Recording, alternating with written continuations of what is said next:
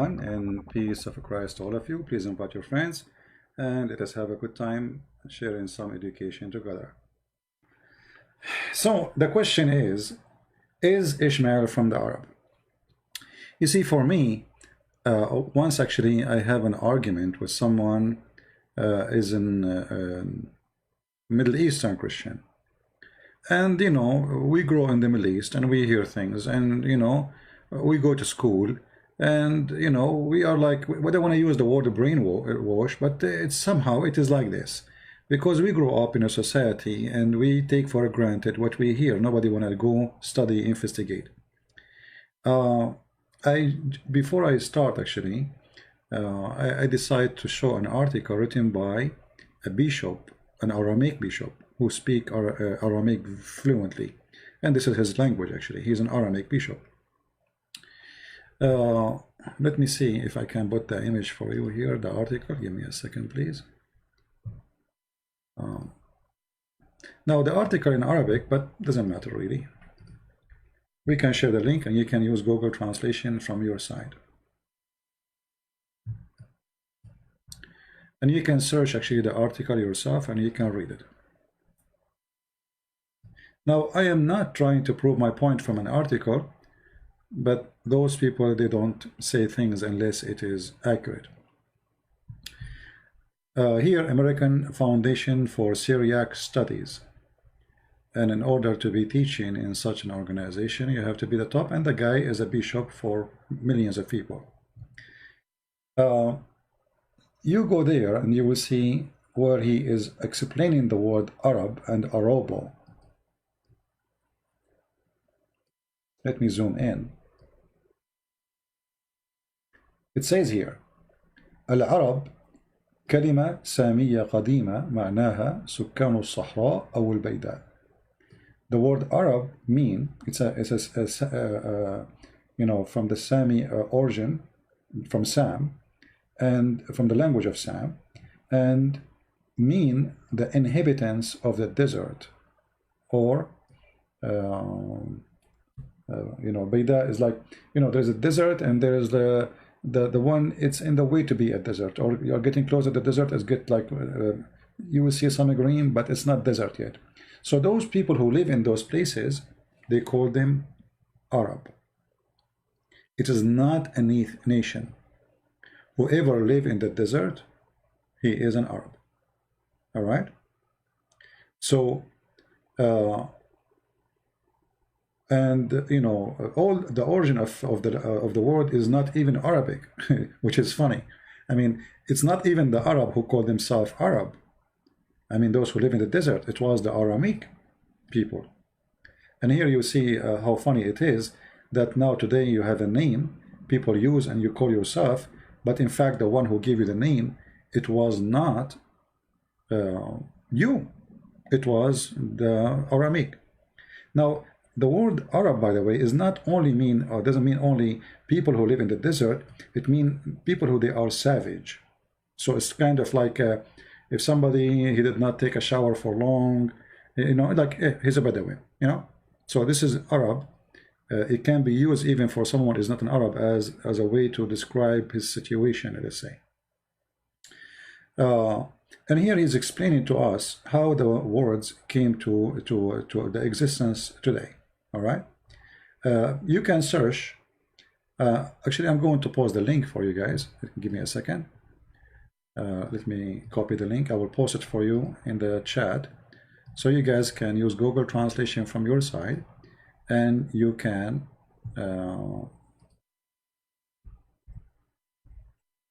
translate. So here in this study is showing us where the word Arab is coming from. Have nothing to do with a nation. Arab are not a nation. It's a mix of people who they are. Actually, even if you go and search in the Hebrew, you will find the word Arab mean mix, the mingle. The one is mixed. It's not the one who they are pure. Even if you search in the Hebrew, you will find what I'm talking about. However, still this might be not convincing for some people because they are arrogant and they don't want to listen, right? If you don't want to listen, then nobody can convince you of anything. Okay. But this is the origin of the language, and this is what what the reality is. Like as an example, Aramaic, it was a title or a word given. Where you live, it's where you will be called. As an example, Aramaic is the children of Aram, and Aram or Aramaic is a name of those who live in a high land. As you see, so the Aramaic are people who live in the highland, and the Arab are people who they are mixed, many ethnic groups. They live in the desert and they are desert people. Now let us see here some reference from the Bible. Always the Muslim, they try to show you things, they claim that Muhammad is from Ishmael, but if there is anywhere in the Quran it says that? Nowhere. How come? You see, how come the Quran, as an example, mention, like as an example, chapter 29, verse number 27, that Allah, He gave Abraham, Isaac, and Jacob, and from his seeds, the prophethood. Okay, why Allah mention? Because if this is the book made by Allah, so the one is talking here is Allah, right? Which is, we know it's Muhammad. So why Muhammad here, he dropped Ishmael? If Muhammad claiming to be from Ishmael, shouldn't Muhammad mention the first, the eldest in the family? How in the world you drop the most important child? For he is the older, or the elder. You see, even in the Middle East today, they call you the father. If you go to Muslim chat room, everybody is Abu, Abu, Abu, Abu. Abu means father of. So the first child you have is going to be your name. Even the name of the guy, they will call him Abu. Let us say you have a child, his name is Yasser Qadri. The father of Yasser Qadri, if Yasser is the older in the family, they will call his father Abu Yasser. So Ibrahim, based on the Middle Eastern tradition, he should be the father of Ishmael, not the father of Isaac, as a name. Because Ishmael is the elder. So look what happened here. The Quran skipped Ishmael and mentioned Isaac and Jacob. And then after mentioning those two names, says from his seeds will be the prophethood. Where is Ishmael? You know what I mean? From the seed of Abraham, what the Quran chose to mention? Two names. Where is the third? The Muslim, they will say, well, Ishmael mentioned later, but this verse says, from the seed of Abraham, and mention two names, not the three names. From those seeds will be the prophethood, according to the verse, chapter 29, verse 27. Yet the Muslims will not accept. They will say, this is not enough proof. Okay, let us go to Sahih al-Bukhari. Sahih al-Bukhari is a Muslim book, and Muslims will say now what? They will say Sahih al-Bukhari made by a Christian prince, made by the Jews. Look what it says. This is the Muslims reporting the story, and according to Muhammad himself. It's not us, it's not me, Those a story narrated from Ibn Abbas, the cousin of Muhammad, who Muhammad, named him as the scholar of the nation, right? And then you will see that it's Muhammad who mentioned those stories, and they are copying from Muhammad what he said. The Prophet said, this is the source of tradition of walking people between them, as-Safa and Marwa. And here Muhammad is speaking about fabrication, about the wife of Abraham, which is Hajar, and the wife and her son. And look what happened here. Muhammad, he confirmed, and his followers, they confirm that Ishmael, he do not know Arabic. Read carefully. So they settled there, and later on they sent for their family who come to settle with them. So there's some of families become permanent residents there. The child, i.e. Ishmael, grew up and learned Arabic from them. I mean, have you ever heard of a stupid statement after this? Somebody will say to you that Ishmael is an Arab. He is the father of the Arab, but he learned Arabic from the Arab. Do you see it?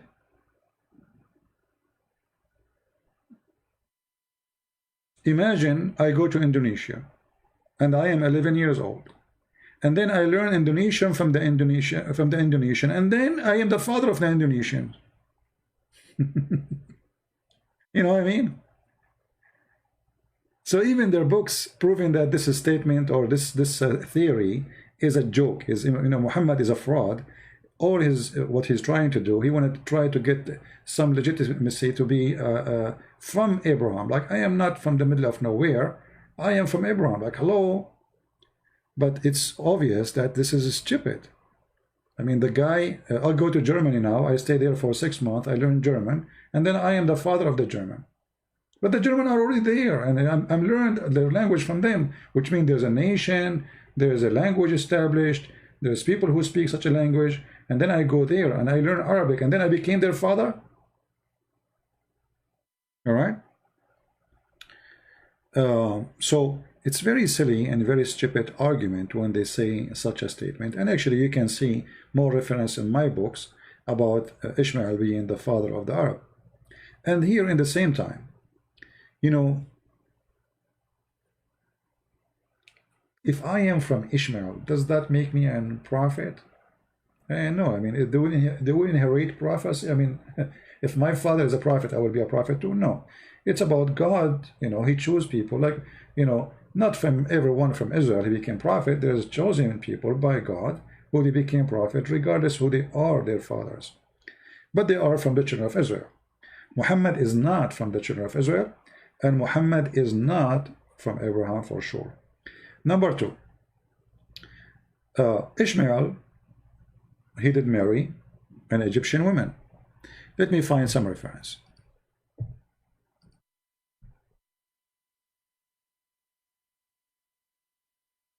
All right. This is the book of Genesis, chapter 21, verse number 21. Very easy to remember, 21:21. You will see here that he settled, Ishmael, in the wilderness of Paran, and his mother arranged for him to marry a woman from the land of Egypt. So, look what happened now. Ishmael, his father, is an Aramaic man, coming all the way from Iraq. His mother is Egyptian. The wife of Ishmael is Egyptian too. So how he became the father of the Arab? You know what I mean? Do you see what do you see what I'm talking about? So now we have more confirmation that there is no way, even he have nothing to do with the Arab. Even though, by the way, the word Arab means people who live in the desert, doesn't mean an ethnic, as I say. But if we claim, if we say, okay, they are ethnic, somehow they became ethnic. But even, I mean, why the Jews? I mean, long before Muhammad exists. So the book of Genesis is written way before Muhammad even was in the belly of his mother. Why the Jews want to write such a thing? I mean, why they want to lie about it? You know what I mean? So he married an Egyptian woman, and there is then now all the options of having children who are Arab is gone.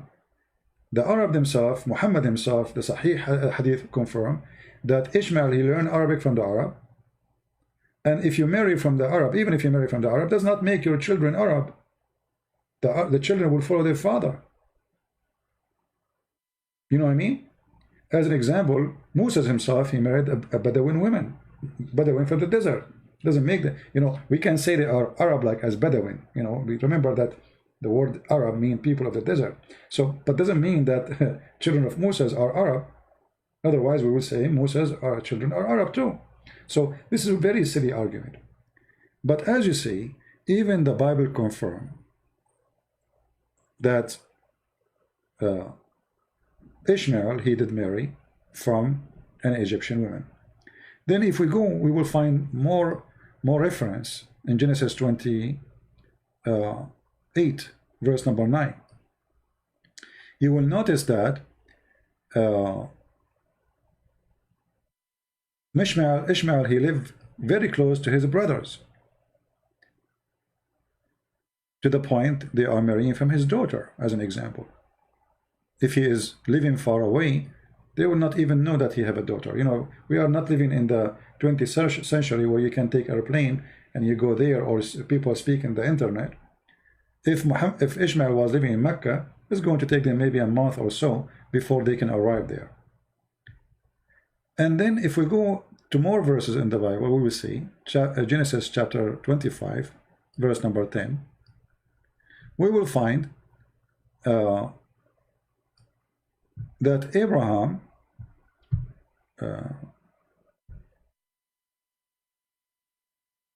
this is about the burial of Sarah, where Sarah was located. Here you will see the death of Abraham. His son Isaac and Ishmael buried him in the cave. So Ishmael and Isaac, they were in the burial, in the funeral of Abraham. Think about it. If Ishmael was living in Mecca, and then in order for the news to come to Ishmael, it needed a month to come to him. And then he needed another month to come and attend the funeral. But he was in the funeral. You know what I mean? That's mean Ishmael, he don't live far away. Maybe a day or two from where Abraham he lived. Remember, I mean, at that time, they cannot let a dead person stay for long, for he will smell bad, and you know, things will go really wrong. They have to bury him as fast as possible. So when we say that his sons Isaac and Ishmael, they buried him, that's mean they are there, and that's mean Ishmael is very close. So how that can be that he was in Mecca? Mecca is like 1,200 mile, I think, maybe like 1,400 kilometer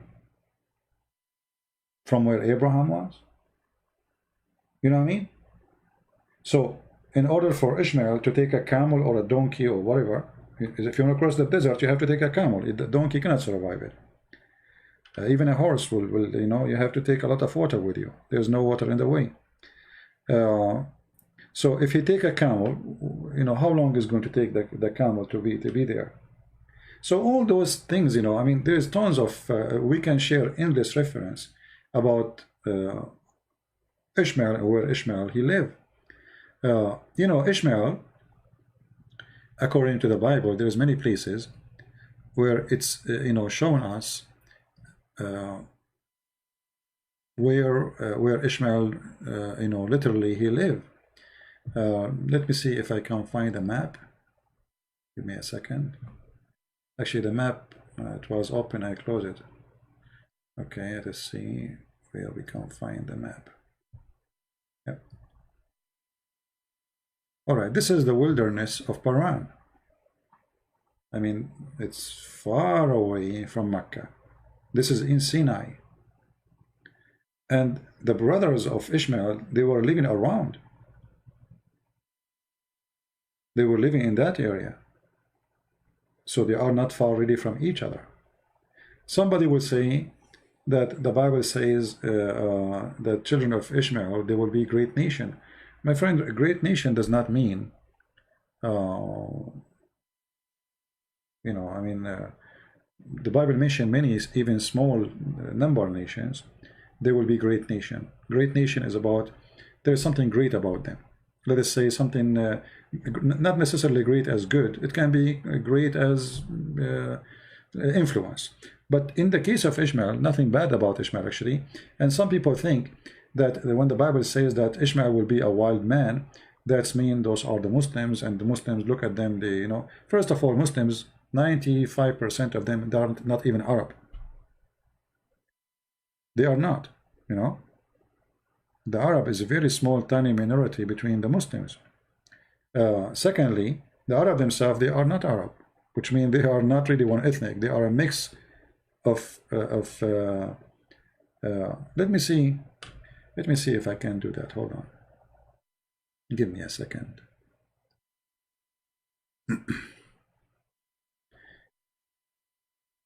You know, we try always to make our statement facts, not just talk. Talk is cheap, right? Let us see.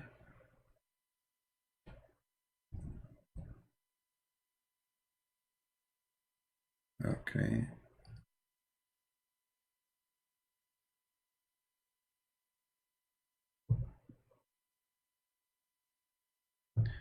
All right.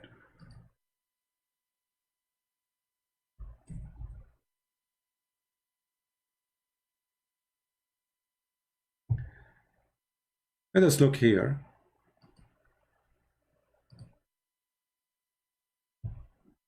The word Arab. What the word Arab mean in the Hebrew language? Do you see how the word come? Mix, mingles, mix together, mingle self, mix. Aramic corresponding to Arab, to mingle, mingle, self mix. All right. So it's a mix. The Arab are mixed people, you know, and there is people who they have very. I mean, if you look at the people of Yemen who claim to be Arab, they have nothing to do as a look with the people who live in Saudi Arabia. People of Yemen, they are short. Most of the Bedouin, they are taller, way taller. People of Yemen, they have a totally different character. And people, actually, if I show you a picture of those who supposedly are called Arab today. Give me a second. You will find that they have nothing to do with each other.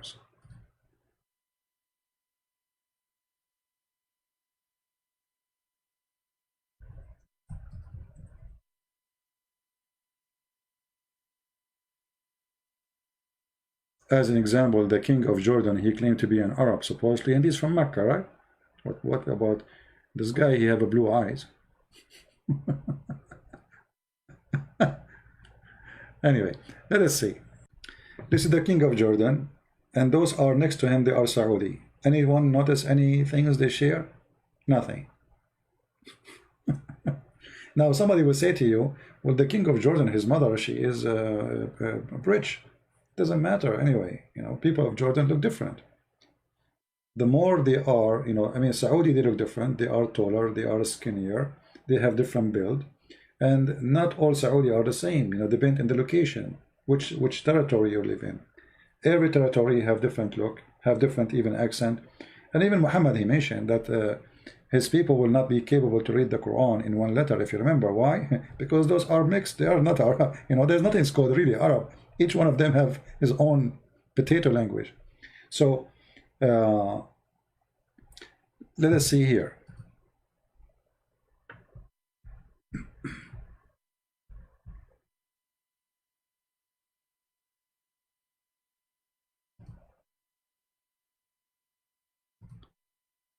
This is the crown prince of Saudi Arabia, and later he will be the king.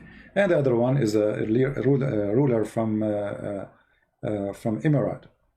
Now, you look at them, maybe both they are dressing like Arab, but I mean, as Bedouin people, but they have totally different look. Their eyes is different, their nose is different, their mouth is different. Everything about, even their build is different. Everything about them is different. So you can tell they are two different people. Let us see another one.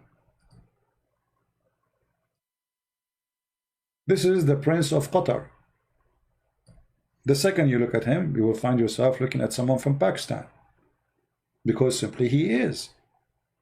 All those people there, most of them, they are coming from India, Pakistan specifically. Let us get a close look.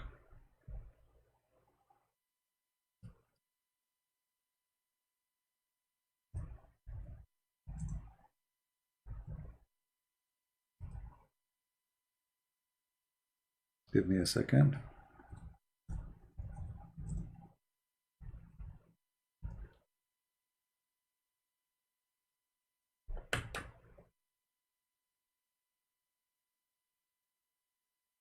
All right.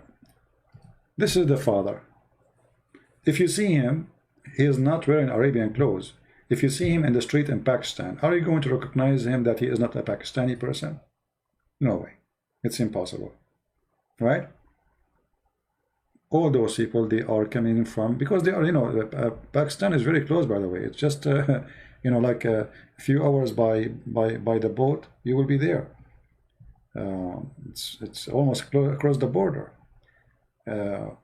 Their even their tradition, their food, their look. This is the Prince of Qatar right now, isn't it? This is a guy from Pakistan.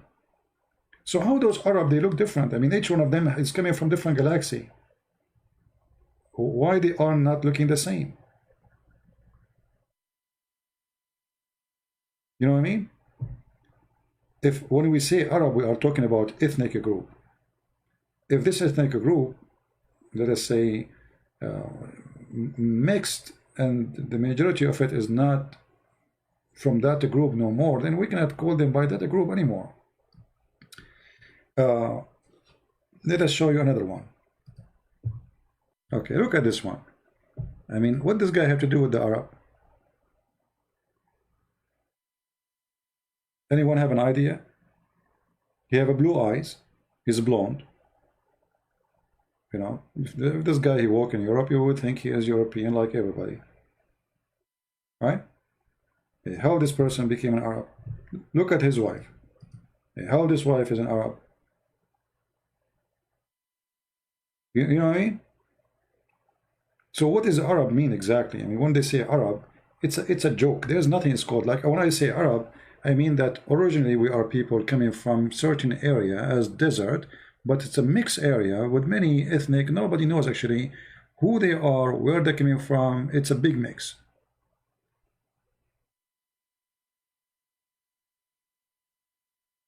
Egyptian are not Arab. This guy is Syrian, is not an Arab. The king of Morocco isn't Arab. They are Moroccan, they are African. What make them Arab? You know, imagine, even the Muslim confirm that 4,000 Muslims occupied Egypt. At that time, there was 4 million Egyptian. You believe it? Somebody will say, how 4,000 can occupy 4 million? Those Egyptians, they are farmers, they are not warriors, and they were controlled by, you know, a little number of Roman for centuries, and the Egyptian give up. Nobody can fight the Roman. And they have no power to fight them. They have no army, they have no leader, they have nothing. The Muslims came, so the 4,000 Arab, they make the whole Egyptian, the 4 millions Arab. It's impossible. But this is what happened always. Islam come, everybody want to attach himself to the one who is victorious. Who is the victorious? The Arab. So it's better for you to say I'm an Arab, otherwise you will be not an Arab, and then people will make fun of you. You will not be first-class citizen. And this is why Arab became, it's like saying I am a superior, I'm an Arab. When Osama bin Laden, he went to Pakistan and he went to Afghanistan, right away he became a leader. Why? He's an Arab and he is coming from Saudi Arabia. That alone is a big deal. He is not a Pakistani, he is not an Afghani, he is an Arab. It's a big shot for them. This is why if you go to Indonesia, when they got a sheikh, he is coming from any what they call it Arab countries, like he's like a superstar there. He's an Arab. You know what I mean? Like a big shot. So that made many people, they try to make themselves join such a name, even though this name does not have nothing to do with any ethnic. Even the Arab themselves, as I said, they are not even an ethnic. Same for Muhammad. Muhammad in the beginning, the Arab, they were just Bedouin. They have nothing really to be proud about. So Muhammad, what he can be proud about? Nothing. So he decided to join the one who they are the most honorable. Who are they? Abraham, Isaac. You know what I mean? When you don't have a family, you try to find one. If you don't have, you want to claim to be a king, okay, you are the son of who? You want to be a prince? Who is your father? Which king? So Muhammad was desperate, trying to find a person he belonged to so he can claim something he don't have. And that was Abraham. It was a solution. All right? So Abraham was a solution for Muhammad, not a true inheritance, or let us say lineage. And as you see, even the Muslims, even Muhammad himself in his story, he mentioned that Abraham, when he had his son Ishmael, he went to Arabia, according to Muhammad, and to Mecca, according to Muhammad, and there was nobody there, according to Muhammad. But here we go, we find that he went there and he found the Arab there. And actually, according to Islamic history, if you find my book, if you read my book, you will find that he married from the tribe of Jurham. And, you know, Jurham is the enemy of Muhammad. How he became the father of them. So everything is against Muhammad. We don't know who is Muhammad. When the Muslim even they say that Muhammad, his father, his name is Abdullah. How his name is Abdullah, but he don't believe in Allah? How his name is Abdullah, but he will go to hell? You know what I mean? If the guy, his name is Abdullah, why he's going to go to hell? Slave of Allah.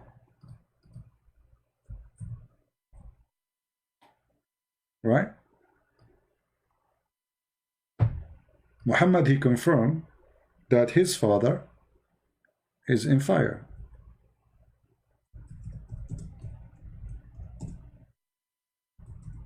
So I believe that the real name of Muhammad is unknown.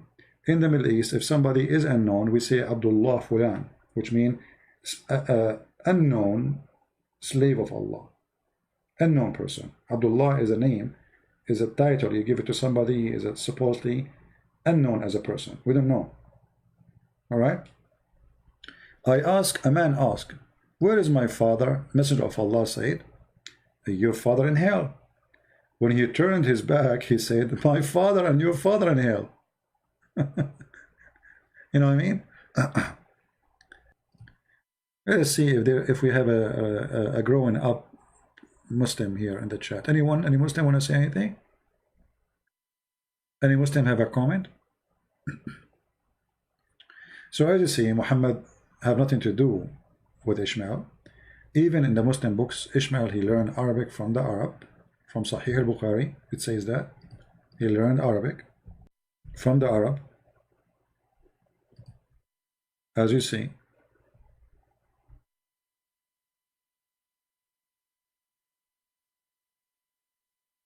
So all those statements is a statement of ignorance, even if the one who say them is a Christian.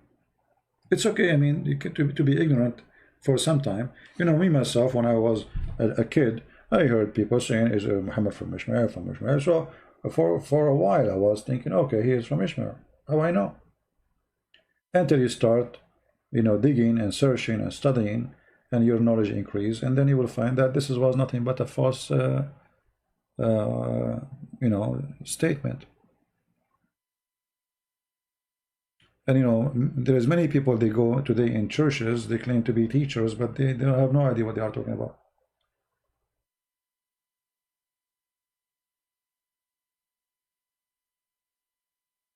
Any Muslim? Arabic does not exist in the time of Ishmael. Actually, you know, I believe this can be very accurate. As I said, the word, the language Arabic does not exist as a language by itself. The Arabic language is a mix of Aramaic and other languages. Actually, if you read the Quran, I believe that the first Quran was not even in Arabic. It was written in Aramaic, even Aramaic letters. And everything the Muslims today they use in their Quran, obviously it's Aramaic, but they don't know what the word means. As an example, if you say to a Muslim, okay, you say Abraham, what Abraham mean? He don't know. What Moses mean? He don't know. You know, okay, this is Hebrew supposedly, but you know, they have meaning in the Aramaic language, because Aramaic language is the mother language. You say Isaac, what Isaac mean? Israel, what Israel mean?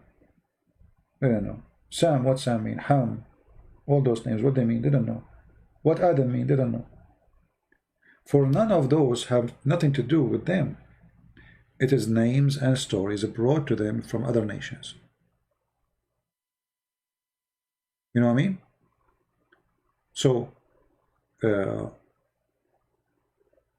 because it is, let us say, imported culture, there is a gap when you read the Quran and you read the story of Muhammad.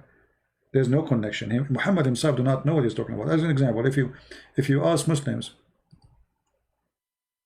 let us go to the Quran. Chapter 19, verse number 1. You ask the Muslim, what is this? They say this is a miracle. Oh, what do you mean it's a miracle? What is this? Allah knows best. What do you mean Allah knows best? Do Muhammad know? No. Do Aisha know? No. No, they didn't know. Why? Because Muhammad is a thief. He was copying from the book of Waraq ibn Nawfal. And in the beginning, Waraq ibn Nawfal, he wrote Kahiyas. What Kahiyas mean? You have no idea. Have you ever heard of somebody as a teacher? He says to you, today I will teach you something. And then he writes in the screen, Kahiyas. And then you ask him, the teacher, what does that mean? He says, Allah knows best. Why? Because he is a thief. He doesn't know. This is not his book. You know what I mean? This is style of writing is Aramaic style, Christian Aramaic. They summarize from the beginning what the topic will be about. It's like the title. So letters have a value in the Aramaic language, and actually even the Arabic, because they are copying the Aramaic. So each letter have an Aramaic value, and you will notice if you put all the value together, they will make a title says Kahiyas, which means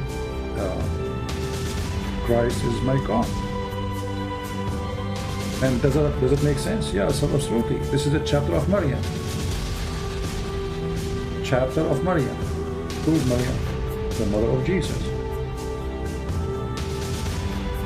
So what the first sentence is saying? Christ is my God. Al-Masihu Ilahi. Muhammad, you do not know what this means. He copied the letters as they are, put them there. You know? No. But this is about Mary. The whole chapter supposedly is about Mary. And as usual, Muhammad always copied the name wrongly.